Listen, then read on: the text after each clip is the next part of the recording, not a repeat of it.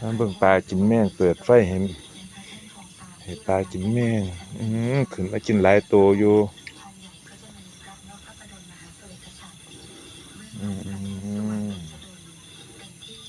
ขึ้นมากินหลายตัวอยู่โอ้มันเป็นลอยๆมันตัวนี้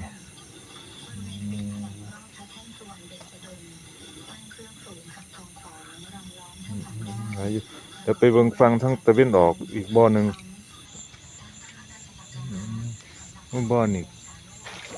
มีตัวใหญ่แต่ขึ้นบ่หนาคือบ่อทั้งตะเวนตกนี่บ่อทั้งตะเวนออกแม่งก็ลงมา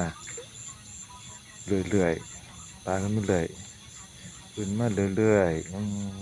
ๆช่วงระยะนี้ประมาณทุ่มหนึ่ง